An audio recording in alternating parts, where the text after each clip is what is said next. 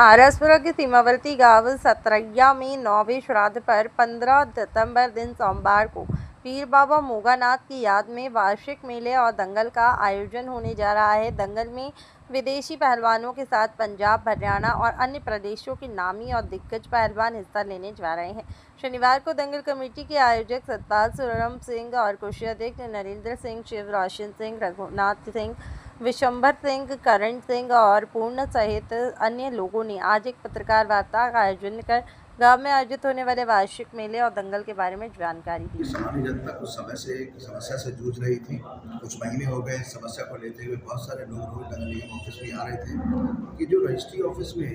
जो हमारी house tax की रसीद होती है, संपत्ति कर की रसीद होती है, उसके रसीद के बिना पर जो रजिस्ट्रियाँ होती थी वो सब बंद कर दी गई थी, उन पर रोक लग गई थी। तो अभी हमारे पुष्कर सिंह धामी जी काशीपुर जब आए थे तभी उनसे निवेदन किया गया था और संज्ञान में लेते हुए उनके द्वारा जो अधिकारियों को निर्देशित किया गया और निर्देशित करने के बाद जिलाधिकारी महोदय के यहाँ से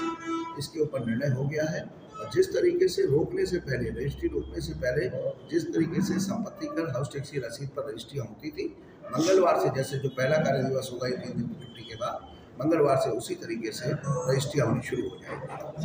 दाखिल खारिज को लेकर के भी बड़ा फैसला लिया गया है। 2% दाखिल खारिज जो हमारे कोर्ट के द्वारा पहली बैठक में प्रस्ताव पास करके शासन को भेज दिया गया था, जिस पर कार्यवाही चल रही है। लेकिन बहुत से लोग वहाँ से अभी निर्णय न होने की वजह से समस्या से जूझ रहे थे। इसके लिए हमारे द्वारा पूरे बोर्ड के द्वारा निर्णय लिया गया है और हम एक एफिडेविट के साथ हमने बिना 2% दाखिल खारिज शुल्क लिए हुए 0% कहा था, कोई शुल्क ना लिए बिना, और हमने दाखिल खारिज म्यूटेशन जो है वो नगर निगम में शुरू कर दिया। सारी जनता से अपील है कि वो अपने नगर निगम में पहुंचकर और अपने कागज देकर अपनी फाइल बनवाकर दाखिल खारिज जो उन्होंने कराने हैं वो कराना शुरू कर सकते हैं। को सील कराया गया था, लगातार उसको लेकर के भी आवाज़ उठती रही है। आपके द्वारा उस पर कई बार प्रयास भी किए गए, इस पर अब क्या प्रयास किए? आप देखिए, जो हमारी अनऑथराइज कॉलोनियाँ हैं जो बना दी गई पूरे जिले के अंदर, ऐसी लगभग 1000 कॉलोनियाँ हैं। माननीय मुख्यमंत्री जी के अभी काशीपुर आगमन पर इस पर भी हम लोगों के द्वारा उनसे निवेदन किया गया, जनता की समस्या बताते हुए एक बार वन टाइम सेटलमेंट समाधान योजना लाने की उनसे जो निवेदन किया था उसका संज्ञान लेते हुए उन्होंने सक्षम अधिकारी प्राधिकरण को निर्देश दिया गया, जिसके द्वारा प्राधिकरण ने एक योजना बनाकर शासन को भेज दी है और आने वाले समय में आप देखेंगे इस पर भी निर्णय होगा और एक बार समाधान योजना लाकर हमारी जो जनता जिले की जो परेशान हो रही है उसको इस परेशानी से दूर किया जाएगा।